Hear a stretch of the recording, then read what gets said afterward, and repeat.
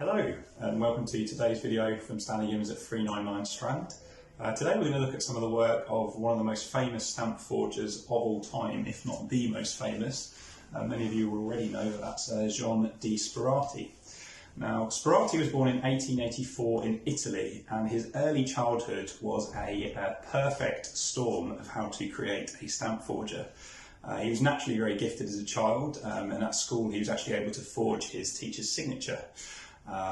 Which, to the delight of his friends, meant he could get out of all sorts of scrapes that he got into in his school days.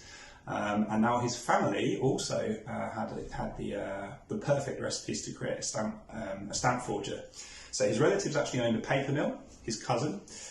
His eldest brother Massimo was a photographer, and he was also a trained chemist. So he was always interested in chemicals. He bought, when he was about 15, a 12-volume work on chemistry, which he studied and was very interested, and he'd always been absolutely fascinated by the printing process.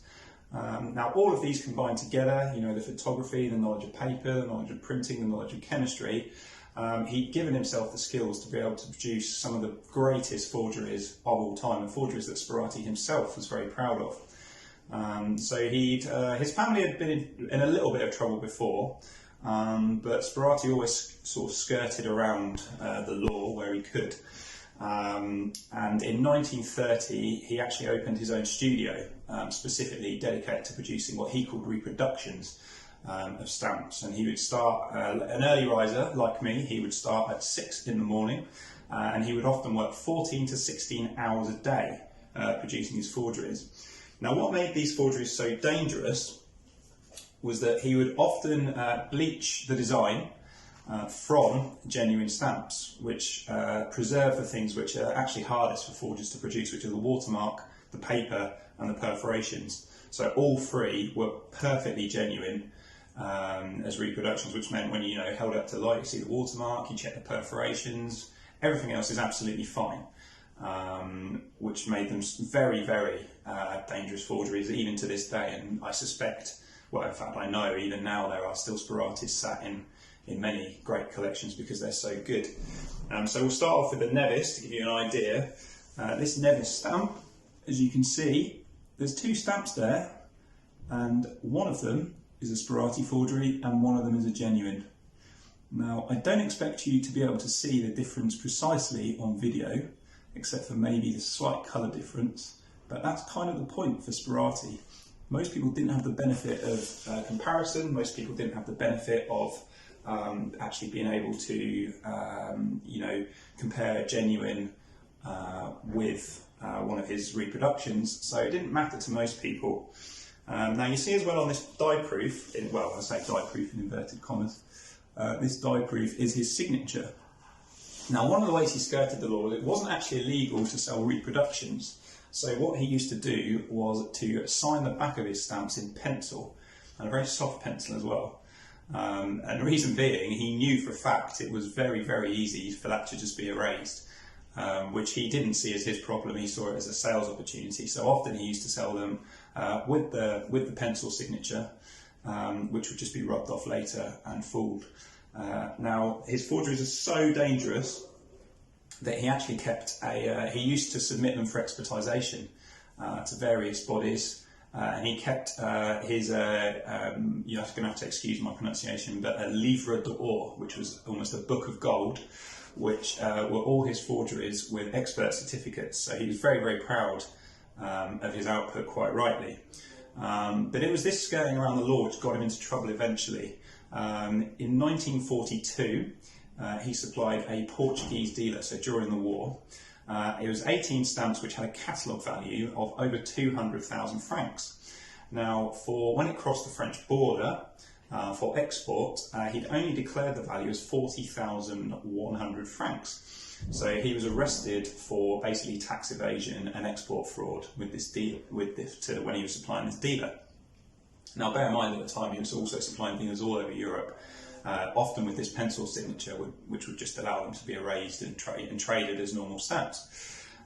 So he was arrested promptly for tax evasion and export fraud.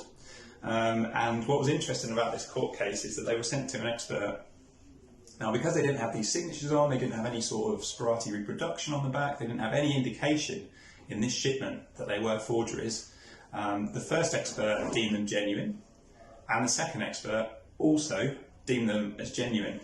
So Sperati, essentially out of desperation, offered to forge them again. And what he decided to do was he forged the same 3 stamps 3 times for the court, who weren't particularly sympathetic, given that they'd been provided essentially without any, without any anything to say they were forgeries. And he ended up being, getting in trouble for a different reason, which was fraud. So he ended up with a €10,000 fine and a year's suspended sentence in prison. And as you can see, he also used to sell during his life these reproductions. He was very proud of them, he considered them artwork, and he used to actually sign them. So you could buy these after, because there was obviously worldwide publicity, you were actually able to buy these stamps, or buy, well, I say stamps, you were able to buy these things that look like die proofs, which are his essentially photographic reproductions, highly advanced photographic reproductions. And he'd sign them for you, and in this case he'd put the stamp on as well. He often put the reproduction stamp on.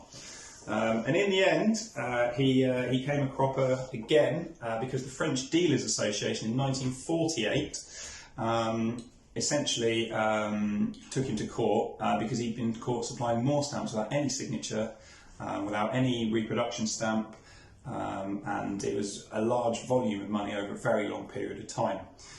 So in the end he was sentenced for 2 years in prison, which he didn't have to serve because of his age. At the time he was 64, and he was given a huge fine, which was, I think it was deferred in the end, but it was a very, very harsh sentence. Not for tax fraud, not for export, but just for, it was described as deceitful intentions, because they weren't signed, they weren't stamped as reproduction. So by this point in the philatelic press and in the worldwide press, and after his earlier wartime court case, he was very, very famous. So he actually started selling the stamps with stamps on there that say Sperati reproduction stamped on the back. But obviously his earlier work doesn't always have this, which is precisely what makes them so dangerous. So in the end, when he was in his late 60s, he'd been busted, as a sense, twice. He sold all his die proofs, all his equipment, his printing press.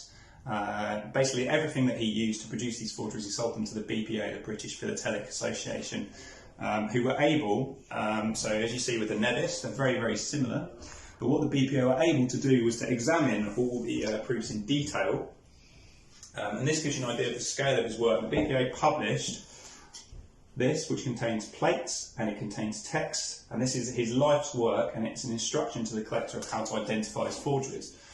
So if we go to Nevis, you can see that for Nevis, he did three proofs, and there's little arrows all the way through explaining precisely how to identify the forgeries and how they're different to the real stamps. Now I'm just going to flip through this book on camera because it gives you an idea. It wasn't just Commonwealth, this is just the plates. There's a whole separate volume of text. So you've got, you've got Spain, you've got colonies. It's worldwide. He forged over 400 stamps in the end.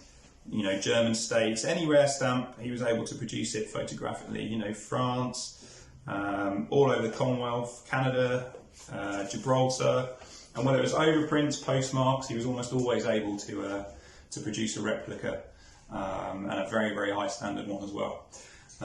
So this is the Bible of Sperati's work, called The Work of Jean de Sperati. It's been republished a number of times, and it's published by the BPA, so it's well worth having. But the detailed explanation you need for all of these countries is phenomenal, and it's a testament to the quality of his work. So yeah, he's rightly regarded as probably the finest forger of stamps in the history of time. Thank you for watching Stanley Gibbons on YouTube. For more engaging philatelic content, please like the video and subscribe to the channel.